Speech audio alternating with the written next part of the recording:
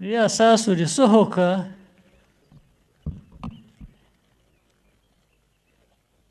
rikwiye kugenda ryanditseho izina y'uwo urigeneye. urumva icyo nshaka kuvuga?